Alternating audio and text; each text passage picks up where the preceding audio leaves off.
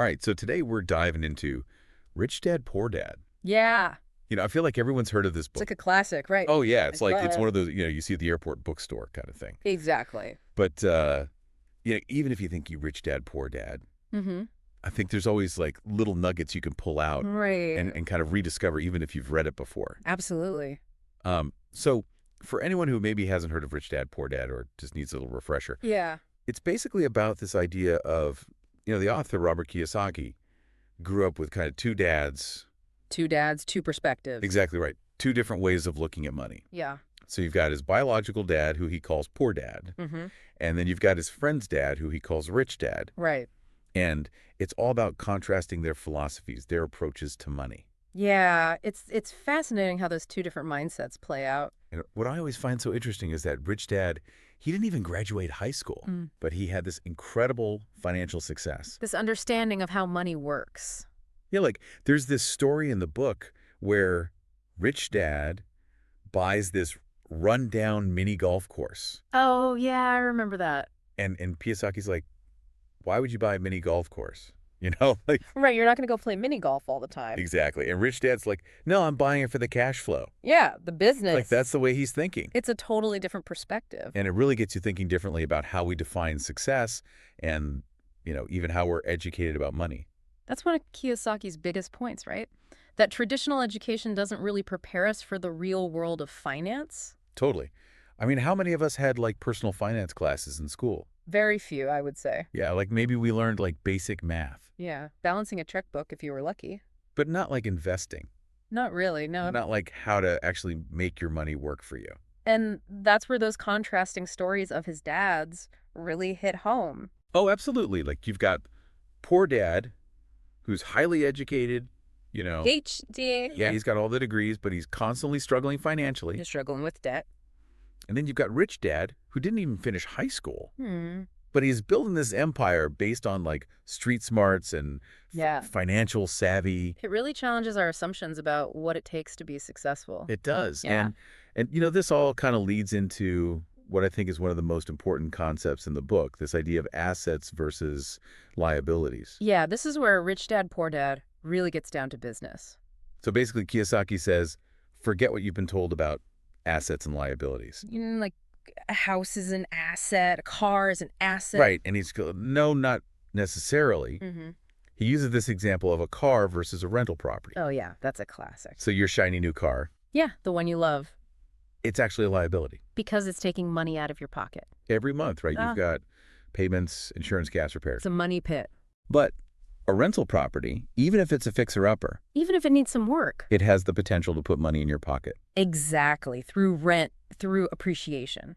So Kiyosaki's really challenging us to look at everything through this lens. Is it bringing money in or is it Yeah. taking money out? Look, even your house. Yeah, that's a big one. If your house is costing you more than it's making, through mortgage payments, property taxes, all that, Then is it really an asset? it might be more of a liability. Is that a thought-provoking concept? It really is, and it gets you thinking about every purchase you make. Absolutely, every financial decision. And another thing that Rich Dad, Poor Dad really emphasizes is this idea of not just relying on your job, like that 9-to-5 paycheck, The rat race. right? Kiyosaki's all about breaking free from He's a that. big advocate for entrepreneurship. Yeah, and smart investments, creating multiple income streams. Diversifying your income Exactly. So you're not just dependent on that one paycheck. makes you less vulnerable to economic changes. Absolutely. Yeah. But, he's not saying just go out and quit your job tomorrow. No, it's not about recklessness. Right. He's all about calculated risks and informed decisions. Doing your research. Yeah, but, I think a lot of people reading this might think like, okay, escape the rat race sounds great, but is that really realistic for everyone? That's a really good question. And I think, while the book is super inspiring and motivating, it's important to remember that everyone's situation is different. Right. Some people might not want to be entrepreneurs. Yeah, maybe they love their job Exactly. Or maybe they have different risk tolerances. for different financial goals. So I think the takeaway is more about taking control of your finances. Right, defining your own path. Exactly. Figuring out what works for you. And I think that's where Rich Dad, Poor Dad goes beyond just the money stuff. It gets into the mindset. Yeah, like there's this one line I remember for the book that really stuck with me. Okay. He says, The primary difference between a rich person and a poor person is how they manage fear.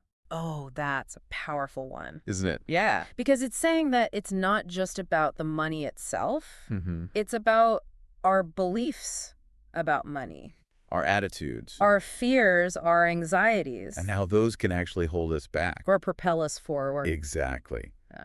So Kiyosaki's really suggesting that we can train ourselves to think differently about money.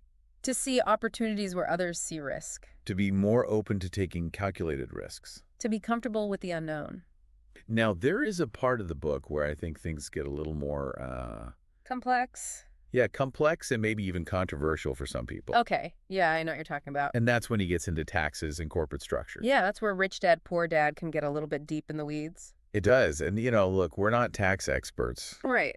And we're not necessarily endorsing everything Kiyosaki says about taxes. Yeah, it's important to do your own research. Absolutely. But I think the main takeaway here is that understanding these systems Even just a little can give you more control over your finances. can empower you to make more informed decisions. Exactly. Like, for example, Kiyosaki talks about how incorporating a business can offer certain tax advantages. Legally, of course. Right? Of course it's not about, becoming a tax evader or anything. No, not at all. It's about knowing the rules of the game. Being aware of the possibilities. And using them to your advantage. Exactly. So as we kind of wrap up our deep dive into Rich Dad, Poor Dad, Mm-hmm. what do you think are like the biggest, most actionable takeaways that we can all apply to our own lives? Well, for me, it all comes back to that idea of financial literacy. Okay. Like realizing that, maybe our traditional education didn't equip us with all the tools we need. Right. We weren't given the full toolbox. Exactly. So it's up to us to learn those skills. Take ownership of our financial education. Yeah, whether that's reading books like Rich Dad, Poor Dad. Taking courses. Talking to financial advisors. Just being proactive. Absolutely. And I think that also ties into the mindset piece. Oh, definitely. Like shifting our perspective on money. Seeing it as a tool. Yeah, not just something to spend. Right, but something to build assets with. To generate income. To achieve your goals. And a big part of that is challenging those limiting beliefs we might have about money. Yeah, those thoughts that hold us back. Like, oh, I could never be wealthy. Or investing is too risky. Oh, I'm just not good with money. Yeah, all this negative self-talk. We've got to break free from that. It's about empowering yourself. Exactly. And understanding that, financial freedom, it's a journey. It's not a destination. And it starts with small steps. Right. Like taking an honest look at your finances. Mm-hmm. Identifying those assets and liabilities. Right. And making choices that align with your goals. So here's a final thought for you listeners to kind of chew on. Okay. Kiyosaki talks a lot about escaping the rat race. Mm-hmm.